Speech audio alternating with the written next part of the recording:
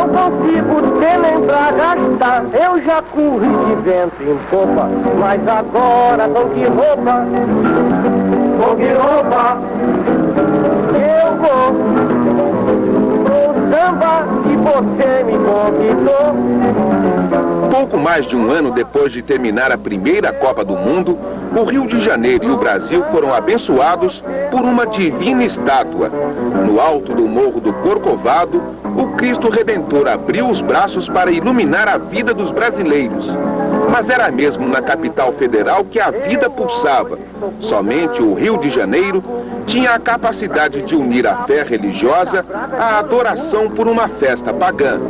Pois foi justamente por aqueles tempos que a grande festa popular foi oficializada. O carnaval deixava de pertencer apenas ao povo e passava a ser bancado pelo governo.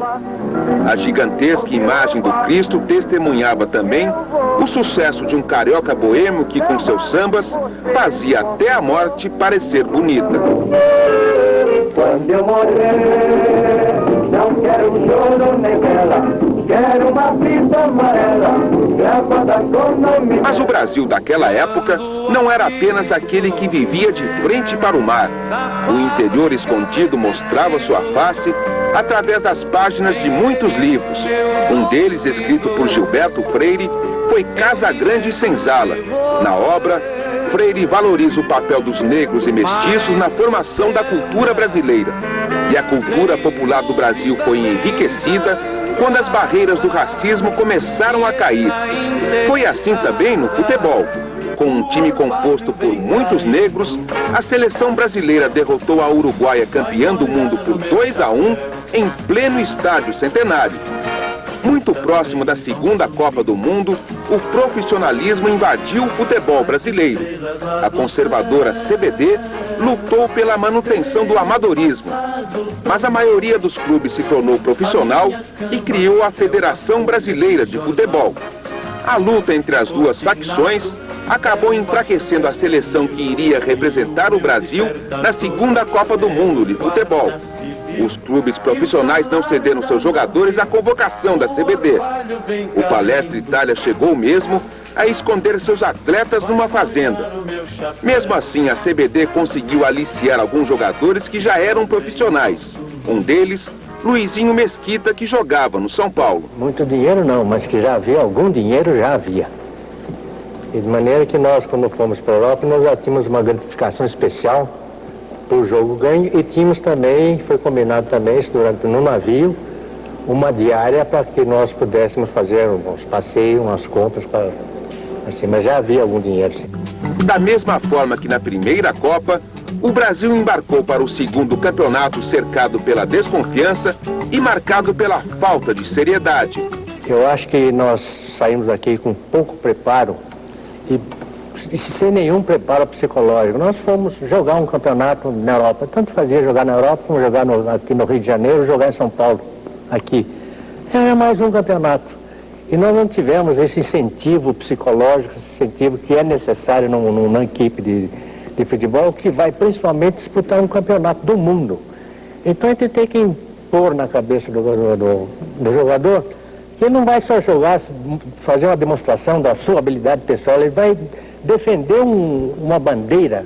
E isso é muito necessário para que a gente jogue com um pouco mais de alma as partidas de futebol. Porque não existe partida de futebol fácil. E nós fomos mais passear do que jogar um campeonato.